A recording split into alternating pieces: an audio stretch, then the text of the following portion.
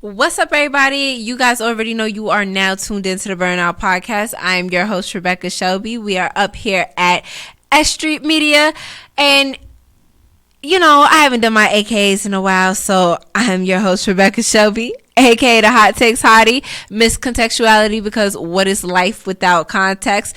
AKA I got my foot on these bitches next, which you already knew though. AKA the great debater, or like my good friend EJ likes to say, the great hater, because what could I say?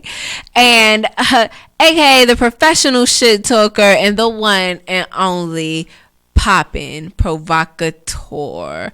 Let's jump right into it. So as y'all know, y'all girl love fucking movies and TV and all things black, and when those things come together, I go crazy. So today's episode is going to be about the Amazon Prime series Them. Now, y'all, it's been a while since I've done a movie breakdown, so I'm telling y'all right now, there will be spoilers. This entire episode is a spoiler because I'm going to break down my opinion on all of the crazy shit that we witnessed. So, if you did not watch them, I want you to click pause, go watch the series, come back to this video, like it, so that way when you come back to the video, you'll know where it's at, and then have a conversation with me in the comments. Let's get into it. Now, episode 1. We just gonna jump right into it. Episode 1. Before we get into like the trauma and everything else and what this movie is about, I want to talk about the cinematic representation of this movie. It was superb.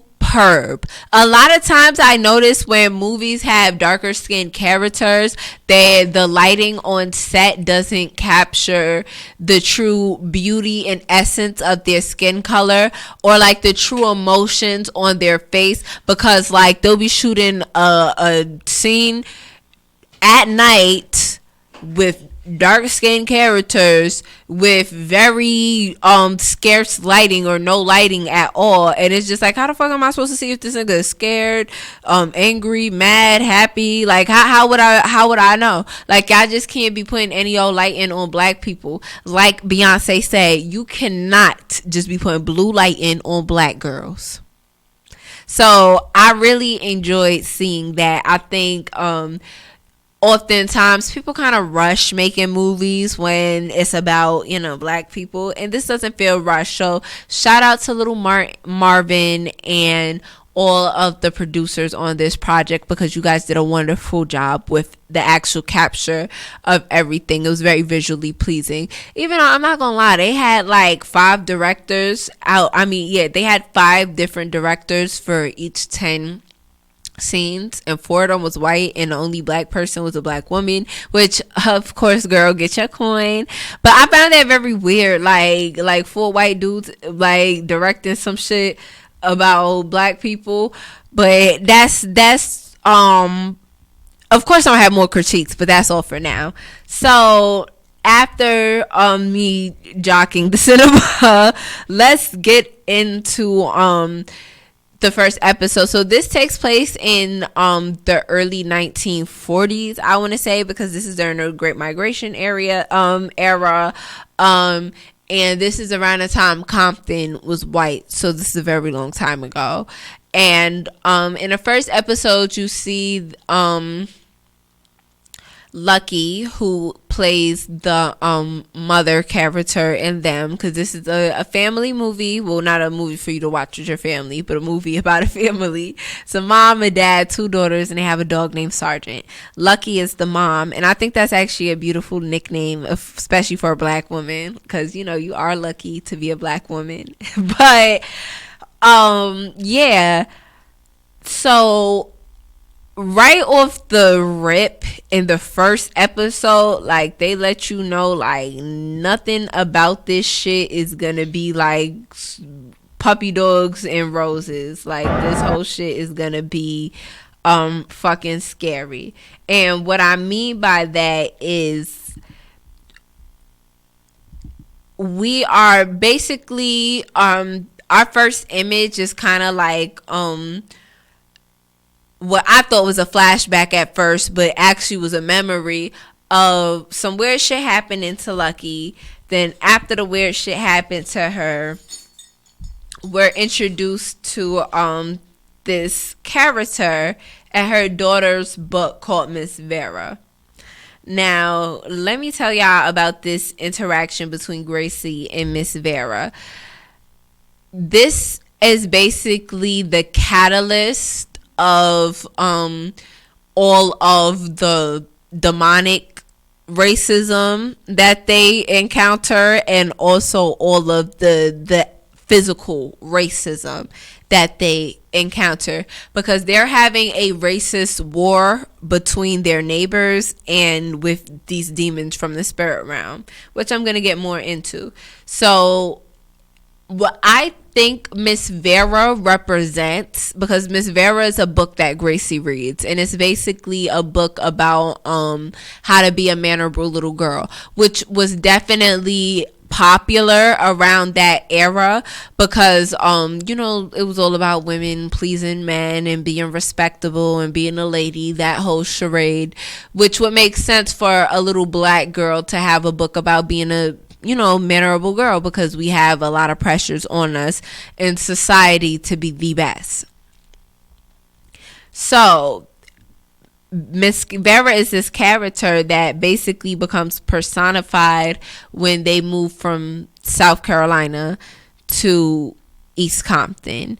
When they get to East Compton, Gracie is basically lured in by this sound into the living room, and she's snatched by Miss Vera.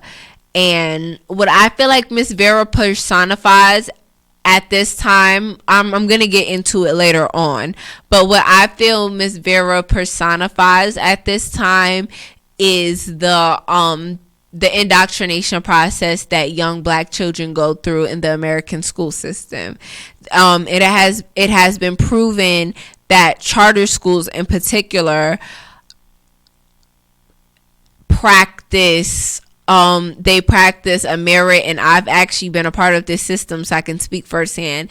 They practice a merit and demerit system that basically makes black children more docile and prepared to go into the workforce, into corporate America, to work for a white person, and to not question their superiors, to not self-express themselves in areas or in environments where white people are around, which is what I think Miss Vera is personifying. Gracie is very scared of Miss Vera. She feels like she has to be a good little girl who minds her teachers all of the time, and it's honestly kind of creepy to extent how obsessed Gracie is with this Miss Vera book. And it's kind of funny to see that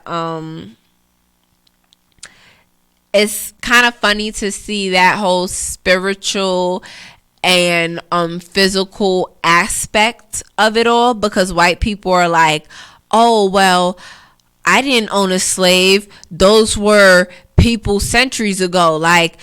But my grandfather wasn't a slave master. And it's kind of funny to see that this family, in particular in this first episode, this little girl is literally being victimized by this racist demonic spirit. So moving on to episode 2. So after this whole thing goes down with Miss Vera, Lucky and her husband wake up. Lucky sees a scratch on her daughter's neck that only she could see at the time. At the time, we don't know that, but she sees the scratch. They start screaming, and Gracie is talking about their dog Sergeant being missing. She's like, Miss Vera took him, mommy. And they look for the dog all over. Her husband winds up finding him in the basement. Them thinking that there's still an intruder in their house. Lucky runs out into the middle of the street flashing her gun, telling the crackers in her neighborhood to stay away from her house. And I just thought that was beautiful, because the day before, they literally made an entire spectacle of them being there. So I thought that was really nice to see a black woman defend herself. But yeah, the dog having his neck snapped and being killed was like really super sad. And then in that moment, they kind of set up the stage for Lucky to be painted as this crazy black irate woman, even though her neighbors are obviously tormenting her. So after this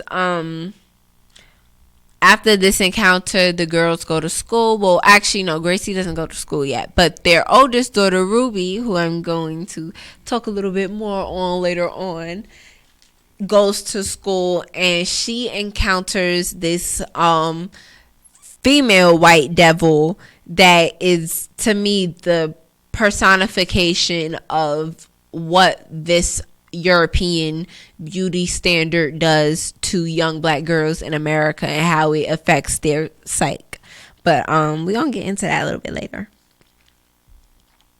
Now, in episode 3, Lucky is warned by her black family members about living in East Compton, and I find that very interesting because it seems like all throughout this movie, all of the black characters, and there's not many, are constantly warning them about how crazy the white people are in East Compton, all of these things that they've heard, how white people are constantly driving black people out of their neighborhoods there.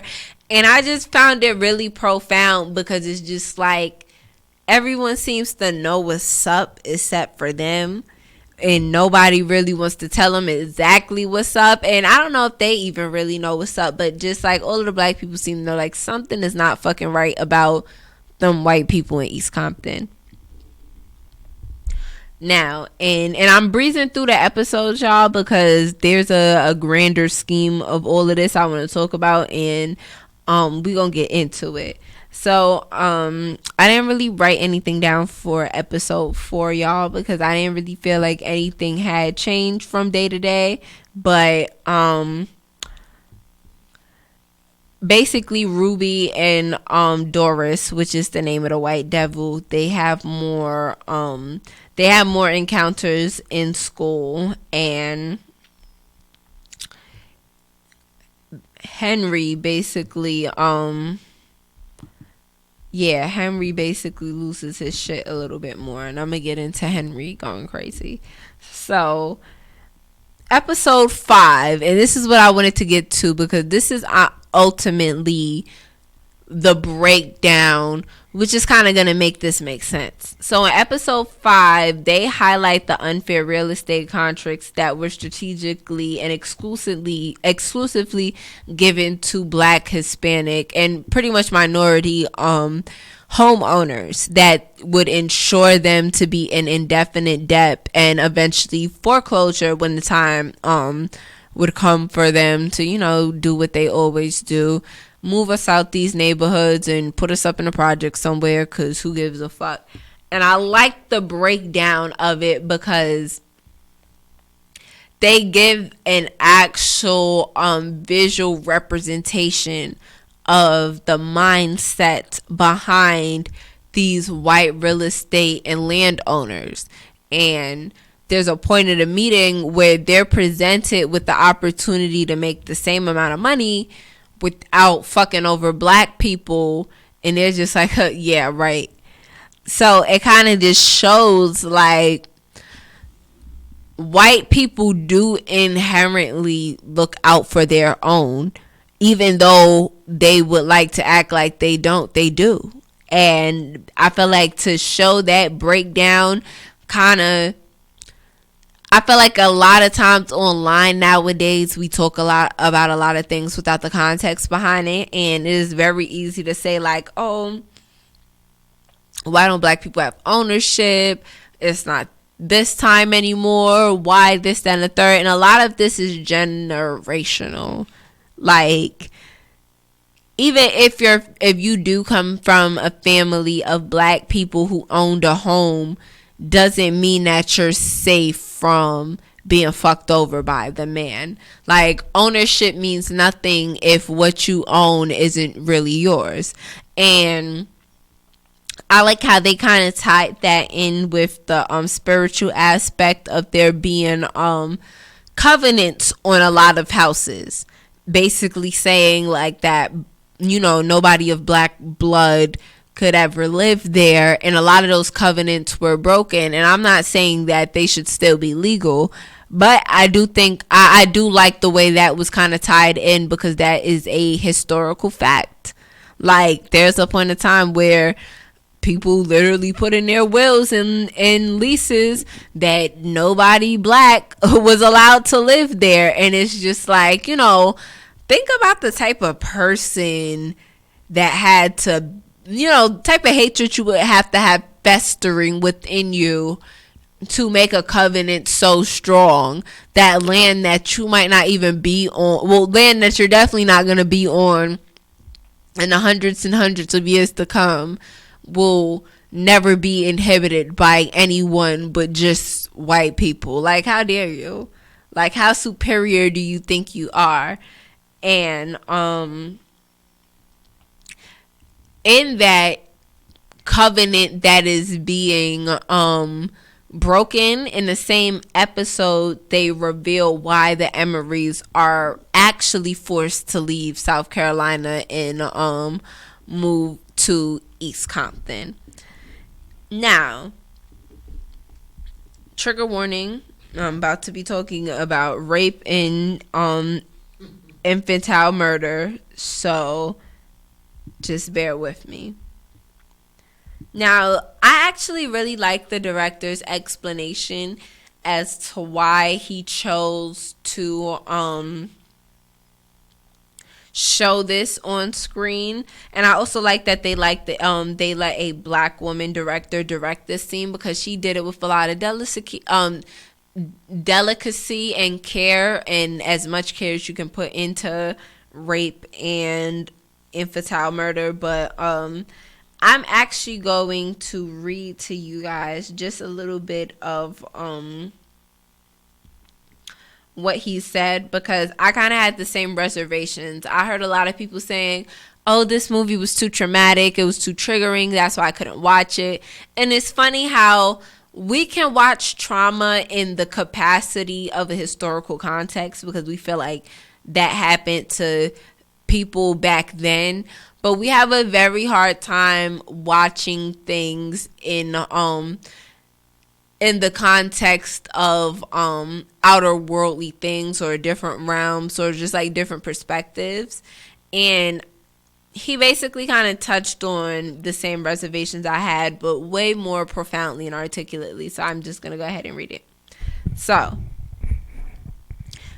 after being, you know, asked like, why would he include to show this, like, why would he want viewers to see this? Basically, I'm just gonna skim, I'm not gonna read the whole thing, but he says, I could have told the same story as a documentary about redlining. I could have found one family and made a biopic. I could have made you you know, a story about Jim Crow. That to me is just about going through the front door of history, and it wasn't particularly interesting in that. I wanted to creep around the back door of the house, bust open a basement window, and let myself into the basement level of history where the darkest, most frightening things live.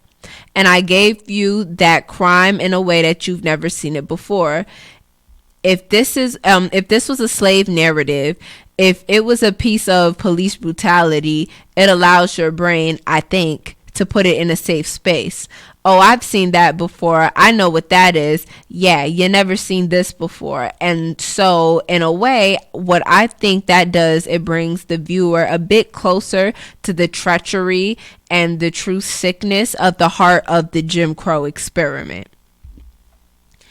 Now, by him saying what he said, basically it kind of put things into perspective for me, because it's like we're very comfortable with seeing the whole 12 years of slave narrative, the white slave master busting up into the slave house and raping the slave master, and we all know that's where light-skinned people come from.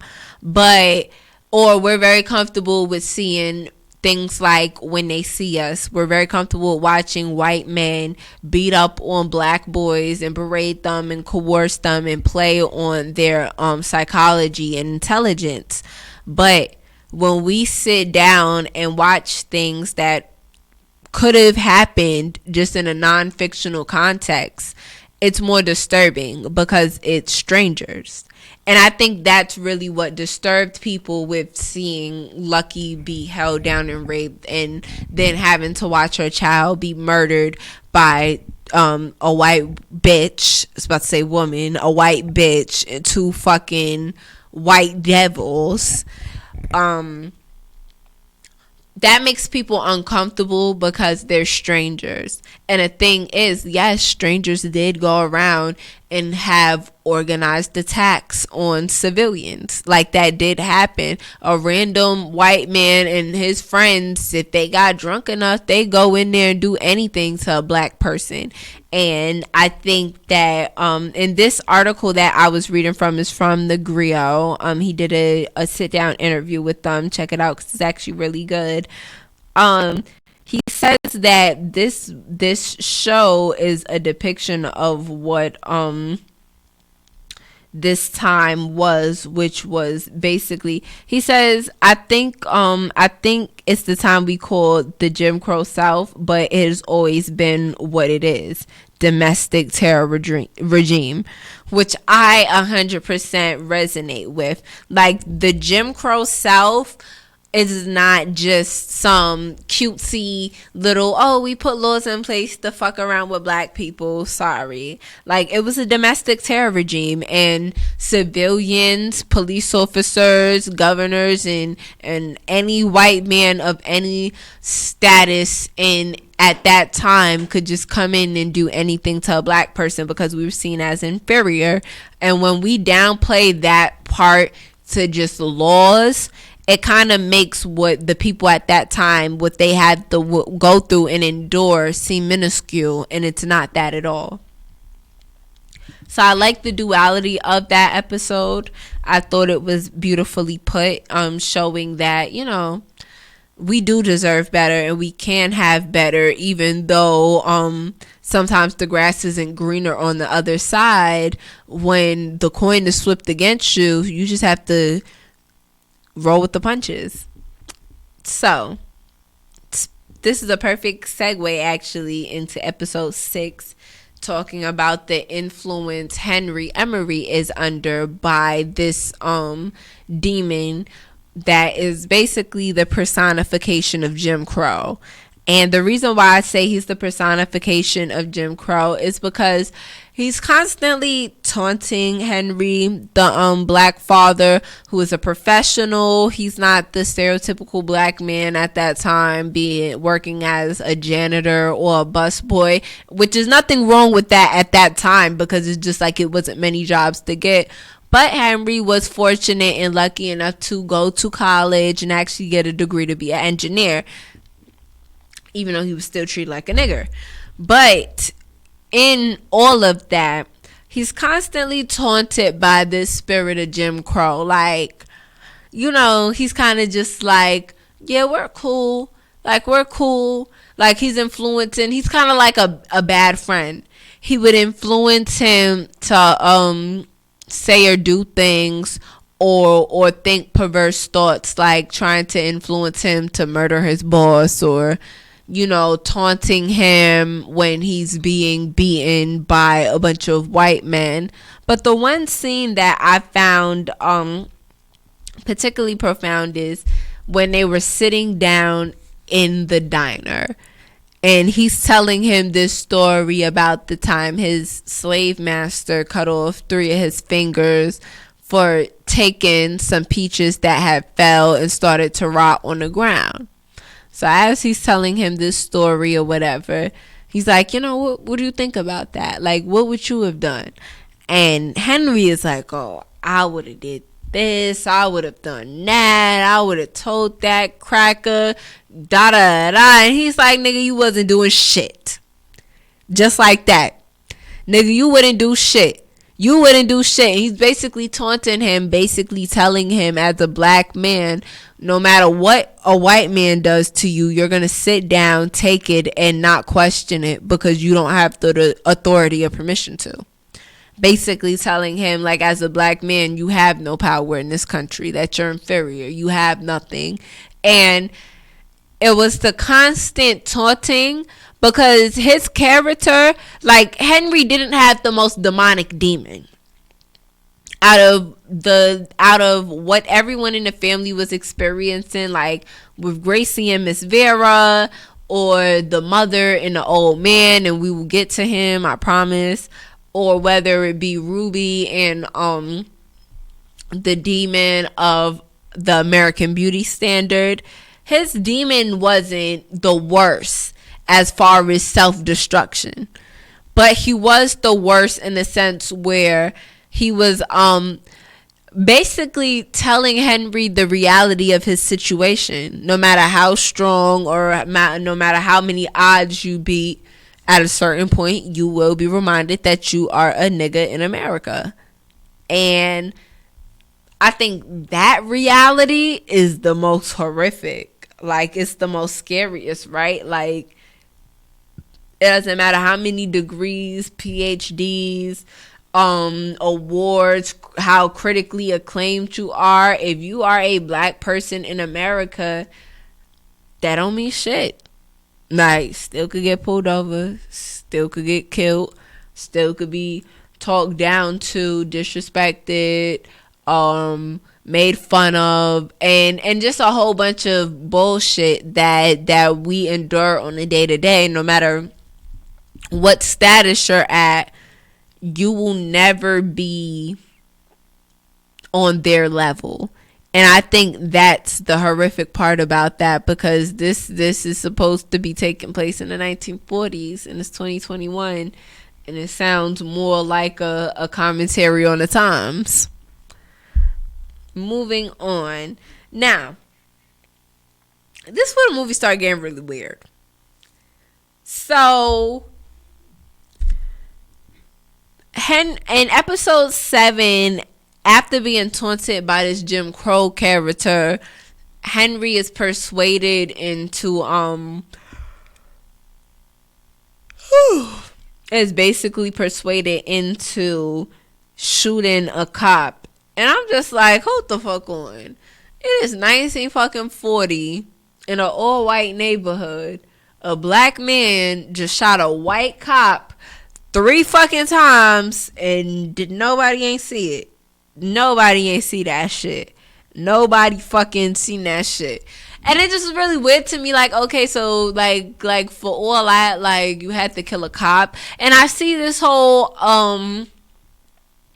agenda that's being pushed in the media that black people are some type of cop killers, and it's like black people against the police.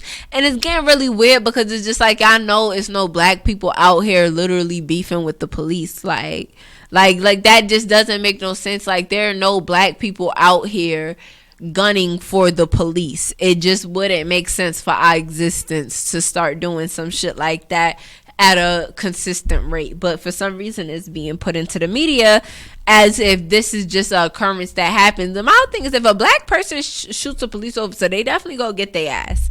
Like, it does not take them very long to figure out who did it and collect them and throw them in jail. So it's just one of those things I never really understood. And the fact that it was in this, I just like, that's really weird. Like, am I supposed to feel vindicated that he shot the police? Like, I didn't know how I was supposed to feel about that. Like, was the viewer supposed to feel like, yeah, like, we got a point? Because it wasn't given. Now, alright, so we kind of got into the whole Jim Crow aspect. I'm sorry, y'all. It's just when I talk a lot, I don't know what it is. It makes me yawn, but I'm very interested in this topic. Don't think I'm bored with y'all.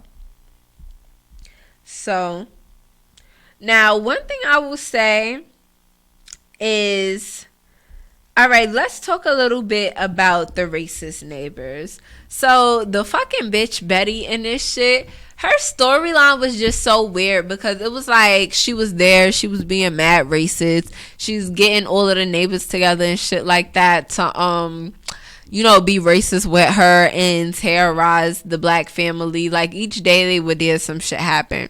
And it was kind of weird for me because then like all of a sudden like she got kidnapped by the milkman, and it just is like, okay, like what the fuck is this for?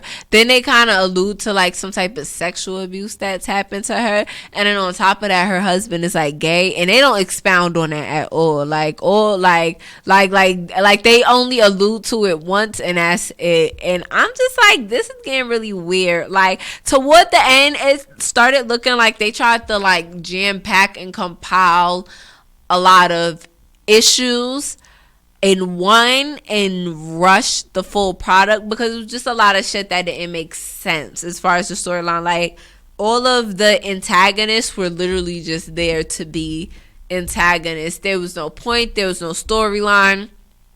They're just very antagonistic. And then the attempt at the storyline they tried to get Beth was like really weird.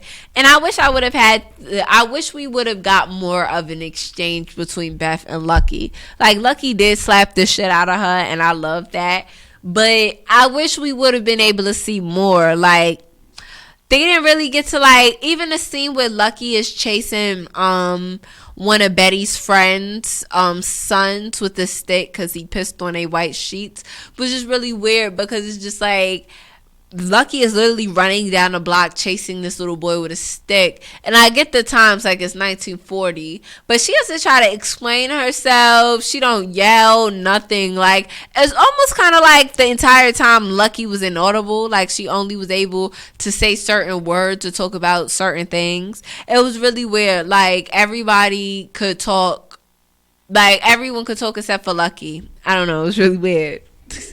But moving along, and episode 8. So episode 8, matter of fact, there's a key thing I missed from episode 7. Now episode 7, now I talked a little bit about Lucky's baby being murdered right in front of her face, right? So after watching that traumatic experience happen, of course, like any person would, Lucky kind of went a little bit crazy and they had to leave South Carolina. They had to go. So when they left, Miss Emery, Lucky, basically brought Chester, their dead baby boy's remains, with them to their new house. And because of that, they try to charge her with reckless abuse of a corpse, but they wound up just putting her in the hospital because they feel like she needs like medical attention. But what I found profound about this is like they highlight how like the true horror in America is the healthcare system to black women. Like the white doctor there totally disregards everything Lucky and her husband and children are saying, and she's just like carrying out her own agendas. Like she's just doing whatever the fuck she wanna do. And I don't mean to laugh, like it's funny, but it's funny in the sense that this is still happening today. Like black women are still being subjected to malpractices and being abused and killed by doctors and nurses at hospitals. So I just like, it was just crazy to me to see that, because I'm just like, yo, this shit's been going on forever, like since the beginning of time. Like literally the hospital was built to kill black women. So it was kind of like, how do I want to put it? It was like really, at first it started off really strong, but it got really weird because then she started getting visited by the old man, which is basically like the big white devil that is haunting the whole house. And like he's basically like cursing her out for not letting him drive her crazy to the point of her wanting to kill her whole family. And I'm just like, excuse you? Like, it just didn't make sense. Like a demon is sitting here cursing someone out in the psychiatric ward right now. Is he dead ass? And it just was like, it got super weird at that point. Now, episode 9 was basically the breakdown as to why the white devil became the white devil. And, like, we see that the dude, I think his name was Ep, he's, like, from this, like, migrant part of America around the time they freed the slaves. And, they live in this like free religion town. They just all believe in God without any strings attached. I don't even know what the fuck that means, but like that's the way of their life. So this black couple, their wagon breaks down. He sees them, and right before he sees them, Satan manifests himself to him as a child for him to raise. So he accepts Satan and goes to help the black family. And when he goes to help them, originally it's like he's at a conflict of interest because he feels like God is testing him. Like if he could be nice to black people, like he'll get into heaven. I'm just like, that's really fucking weird. But after they accept these black people, the black dude helps them find water so they could build a well. And all of these Germans thought like, oh, he's probably doing black magic. He's probably some type of voodoo priest, and they is being that's the white devil right there. Don't want me to speak. They were calling his wife all type of. They're calling a wife all type of, like, there's a scene where the white women of the town are literally sitting there like, oh, because she was pregnant, they're like, oh, when you guys have babies, what do? Do they just get up and walk away like horses? And I'm just like, who the fuck talks like that to a pregnant woman? Like, are you fucking crazy? Like what? And after all of that, basically the nigga was like after all of the stuff that went down, like these people just started being like really weird and mean toward them, and he received some type of revelation that black people are inherently evil, and that's why God made them the slaves of the white man and all sorts of stuff, which are actual things that people have said to justify slavery. Like, that's a real thing. Oof.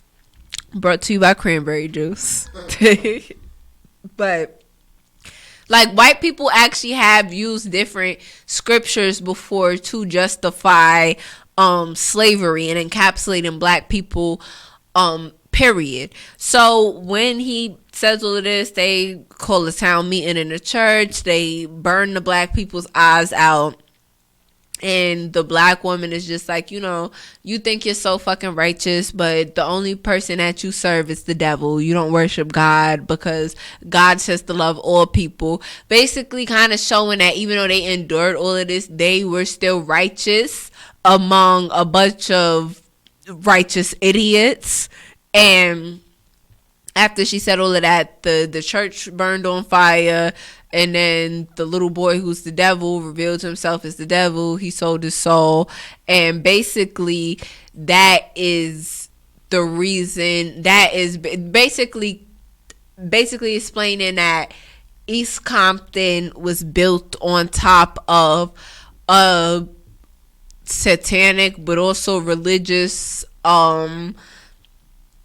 immigrants plot, and that basically like the souls that lived there were inherently racist, which when you think about the 80s crack epidemic, like seriously, when you really sit there and think about the crack epidemic and like movies like Boys in the Hood and Baby Boy and like all of the insidious shit that happened in Compton around the time black people was there, like it makes you think like, okay, when they got the white people up out of there, was it like, I don't want to say they karma, but like, okay, because the white ancestors or descendants were forced out of the community. Well, they weren't forced out. They left because they didn't want to live around black people.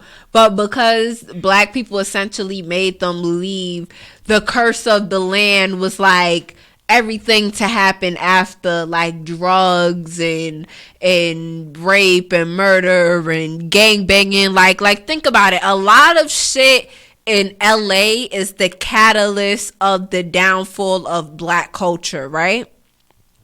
So it's funny that they chose to make this movie happen like in East Compton. So that was kind of like what I got from this. Like, was that the message? Like, because when I look at stuff like this, like I would see something like this being the catalyst to Snowfall, because Snowfall has a very dark element to it. And when they talk about the crack, it's almost like they're talking about an entity. Like when they're talking about crack taking over the black community, it's almost like they're talking about some demonic force that possessed people to start acting crazy. Because think about it, when niggas was on crack, they was killing one another for crack. The gangbangers that wasn't even doing the crack was killing each other about who could sell a crack.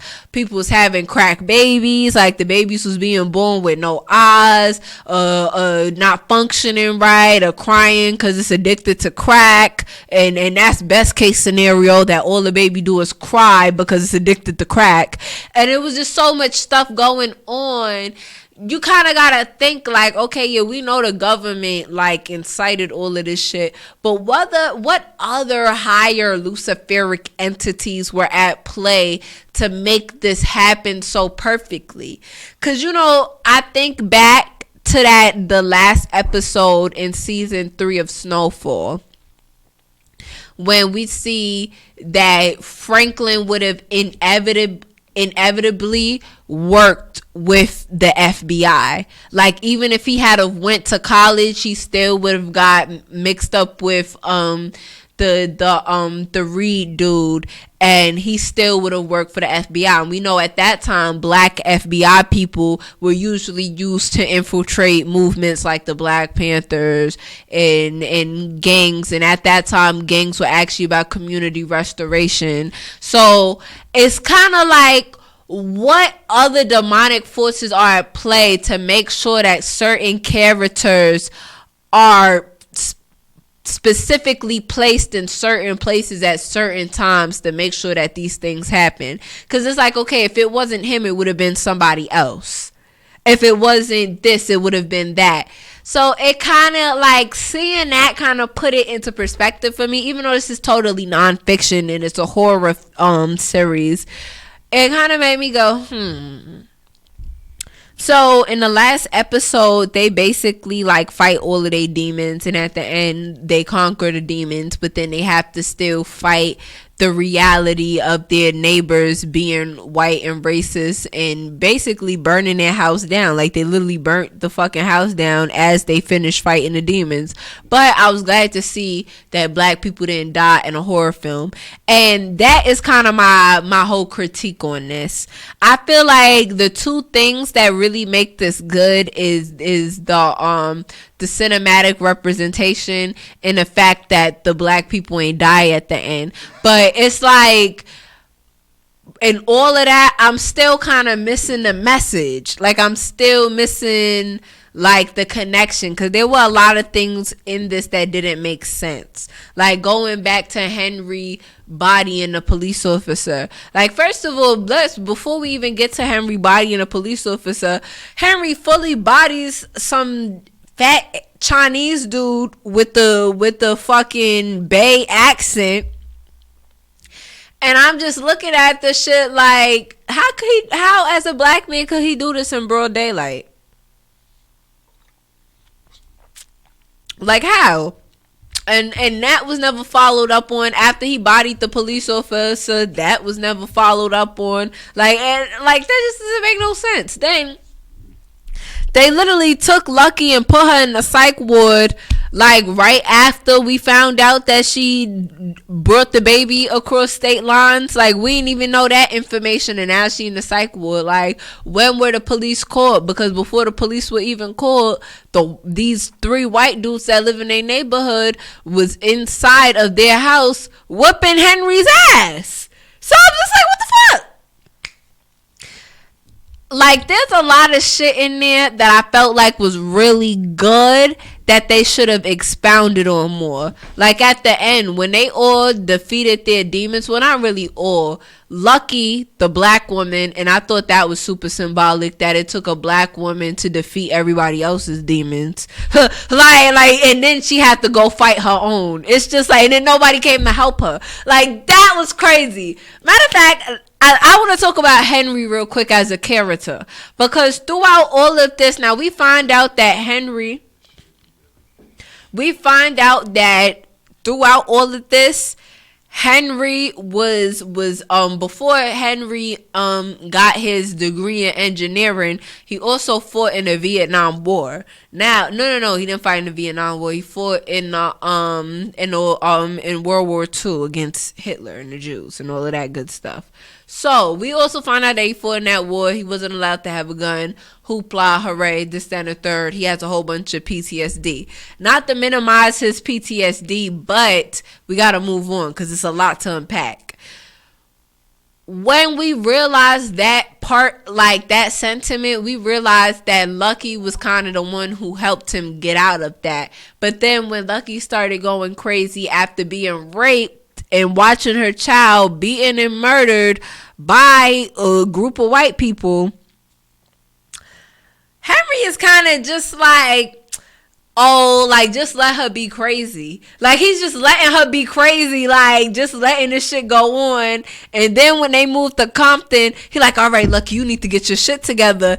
And it's just like, nigga, what?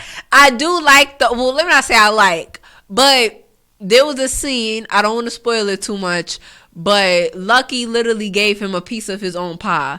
Like, showing him, like, nigga, when you went through your trauma, I was there for you, and now I'm going through this shit, and you trying to make it seem like I'm some type of crazy ass bitch to all of these fucking white people. Is you stupid? But they wound up getting over that. But Henry's character was just very, like,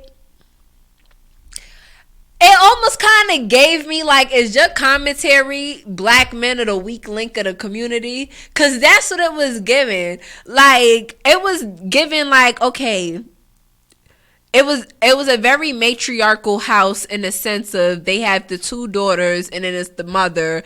And Ruby was super mature for her age. Like, super, like, intuitive and on point, right? And there was just something so, I don't want to say mature, but so adult about Gracie. Like, it's just like Gracie got it. Even though she still was childish because she was literally like 5-6 years old, she still was very like, I know. Like, I understand what's going on. And Henry was like the only person that couldn't get with the program. And the thing was, at first I'm just like, okay, maybe it's because all of them got demons and Henry the only one who don't got no demons. When Henry got the sickest one, like, then when they showed Henry's demon, I'm like, hold on, this nigga going crazy too. Like, he gonna go crazy twice. But then, even after experiencing that, Henry was just acting like they was the only ones bugging. Like, he wasn't even going through none of this shit. So it was kind of giving me vibes like, what is the actual purpose of this character? Because he's literally only the man of the house in a traditional sense of providing, like, financially. Outside of that, though, like, Henry was just very much, like, useless. And that's kind of what Jim Crow told him at the end, like, you're worthless, like, you're worth nothing. Like, when your wife got raped, you was at the movies. And it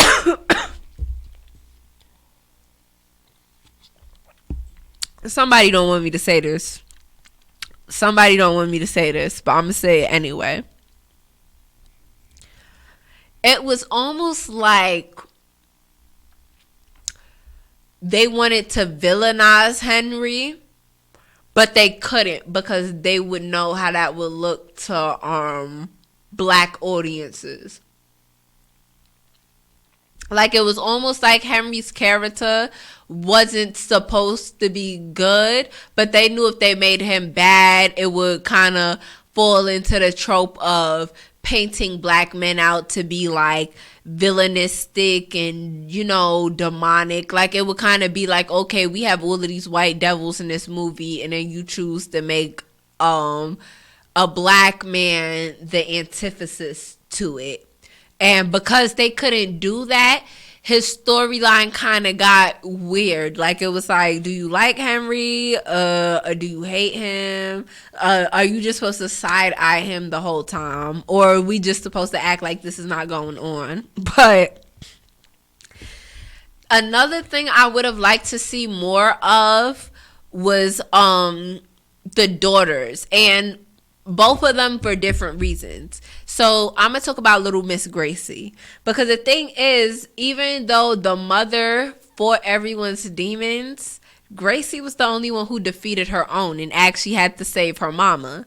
So when her mother ran in there to save Gracie from Miss Vera, she got Gracie away from her. But ultimately, Gracie had to destroy the book to defeat Miss Vera, or Lucky would have died. And I found it very interesting how the youngest person of the family was the most powerful, because Gracie was the first person to see all of this going on. She was the first person to kind of get how to destroy this all of this stuff going on. And Gracie also was the only one that wasn't pussy. Like in the scene where the cops are harassing them and they got the father pinned up against the wall, they sitting there looking at family pictures and holding them. Gracie is like, like growling at the fucking police officer while all of them is sitting there shook like, oh my God, officer, no. And she's the only one like, if y'all don't stop. Like, Gracie had such a very queenly presence to her at such a young age, and you see that she's very socially aware. Like, she knows what's going on. And like, I would have liked for them to build more on her character arc, because I feel like they kind of only had her in there as like the sassy little black girl, but she was much more than that. Like, she literally was the star of the show, and I feel like they could have shown more of her experience. I feel like, honestly, she should have had like her own episode, or the girls should have had their own individual episodes, like about them both, but like, you know, each 30 minutes.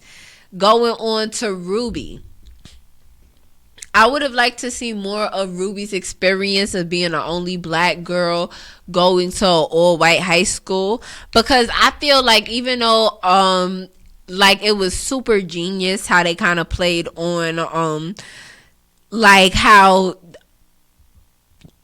traumatizing it could be for young black women to try to conform to a beauty standard they will never fit because they're not European.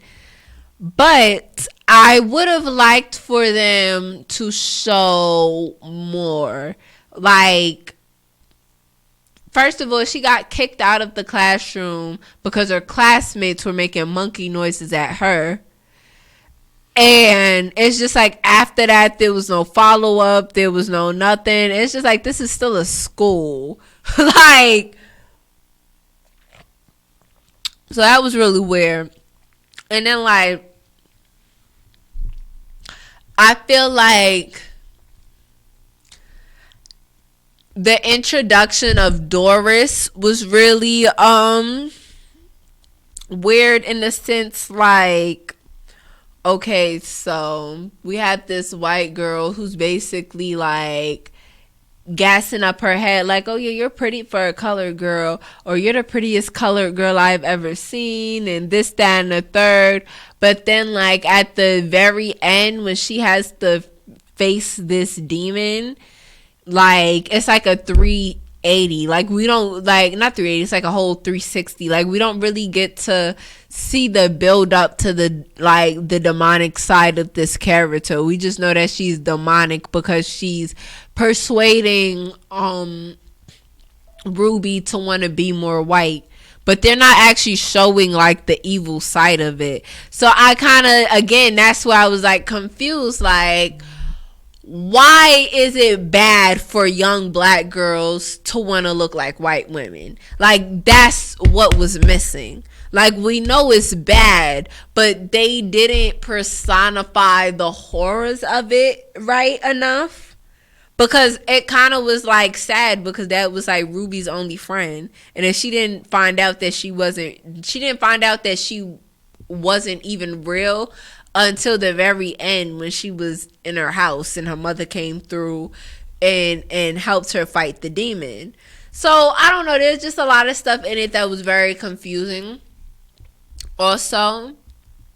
But then there were also a lot of parts in it that I felt like was really good. Like, what else, y'all? I really enjoyed, like, at the end how they did beat, like, it was weird. Okay, so I like the fact that they beat the spirit realm, because the same way the black woman back then basically cursed the church in Compton and it burnt down to the ground, Lucky basically denounced Ep as a hypocrite and basically took away his eternity. So it basically annulled his contract with the devil. So I liked how they won in that aspect. But they didn't really win, because then right after that, like, the cops in the whole neighborhood was literally out there looking like they was ready to lynch them. So it's just like they still have to go back into the real world, and it's just like they don't give you a pass in the real world for spiritual warfare.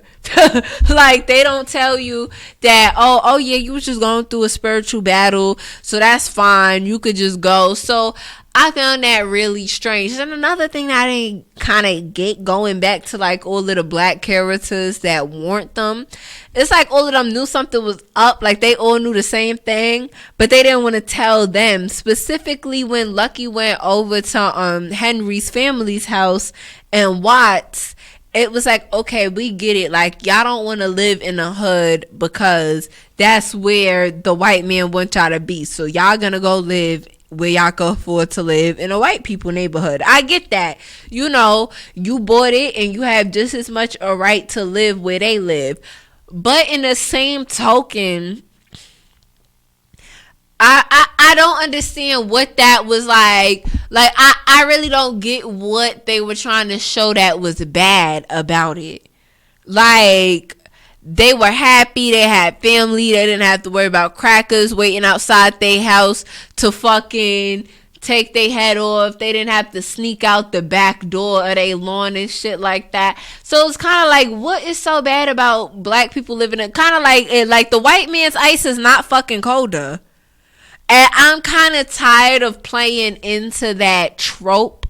Like, oh, like, we gotta fight to be around white people. Like, why we just can't fight to be in our own communities?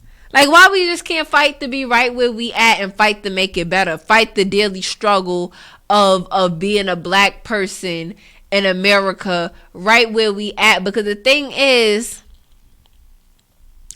the whole theme of these white people being upset was like, oh, why do you want to be somewhere where you're not wanted, where you don't belong? And it's just like, yes, they have every single right to be there, right?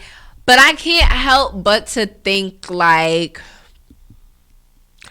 what underlying projectors played a part in all of this, right? Because the thing is, when you step on white people's toes, they screw you over for your next generation. So you might think that the shit you going through is bad, and then you realize that, like, damn, it's even worse for my kids. Like, my kids got more stuff stacked up against them because of this shit. So I can't just help to wonder what other benefactors kind of help to come to play in it. Because then when we see, like, in the episode when they're breaking down, like, the laws of the land and the literal laws of the land in the realtor slash covenant episode, you kind of see, like, these group of white people, particularly Jews, got together and they made housing apartments and they put all this, and they strategically redline. Like, that's what redlining is. Like, this was the start of redlining. They specifically group black people and put them in these particular areas and hijack the prices for specific reasons. But I can't help but to think how many different, because then we see, like, okay, the real estate lady is paying the cop to look out for black people. So he doesn't really want to look out for black people, but because there's a check to be gotten and him making sure the white people don't scare the black neighbors off too bad, it's like, I can't help but to wonder what other political warfare to going up in that, because that's just the bottom level. Like, real estate people and policemen are like the bottom level of gatekeepers within the community. Like, they know squat shit. Like, the little bit of information that they know is not shit to do anything to anybody. So just imagine what was going on in, like, the Senate, the governor, like the senator, the governor, and like different people like that in California at the time. Because the thing is, it's all connected. Like, the shit all goes up to higher power, right? All the way up into the U.S. government. But I just can't help but to think, like, how many governors and senators in California at that time were most definitely racist. Like, what the fuck? Why can't my daughter live in Compton anymore? Why is she asking me for money to move? Because that was essentially the plight with Betty. Betty and her husband were one of the first white couples to move into East Compton. And, you know, white people have this pillage and conquer and this whole, like, you know, very idealistic of, like, unrealistic ownership. Like, white people think because, like, they're the first people within 10 miles, they own that shit. And it's like, you don't really own it, but you feel a sense of ownership because you were the first one. And it's really weird. White people have always been like that from the time they got off the Mayflower. But it's just really weird for me. So that was Betty's plight. Like, her father was this super rich, high up dude, and then she came to him like, oh, me and Calvin, we need money to you know, move, because a lot of black people moving into the neighborhood and we're scared. So I can't help but to think how many other men in his positions, daughters were coming to them for the exact same reason. And how they might have endorsed other things coming into play in our communities. Because, like, it went from the police being paid to protect us so that way they could scam us and take our money and put us in debt, to the police beating us up on our own lawn anyway. So it's like, niggas literally paid to get their ass whooped in the end. So it kind of brought a lot of stuff full circle for me. Like, seeing that aspect of the Great Migration played out on TV was really interesting for me, because I feel like a lot of times when we see films of the Great Migration, they talk about the Harlem Renaissance and black business and black pride. And I think that's beautiful because we don't talk enough about that. But it gave me a lot of context, because it's like, okay, they kind of make it seem, and I'm not talking about as far as like in life, but when we look at media and the perspective of, you know, black Americans as a whole, it's like they freed the slaves, they freed the slaves, there was sharecropping, then they had the Great Migration. After the Great Migration, like, they had civil rights, and after civil rights, black people lived happily ever after. And that's not necessarily the whole story. That's not true. So I think that to Little Marvin's point, it is very important to go through the back doors of history. It's important to really, because the thing is, and I love documentaries, I tell y'all that all the time. I'm actually watching the Allen versus Pharaoh documentary right now. It's a really good one. I love to see white on white crime.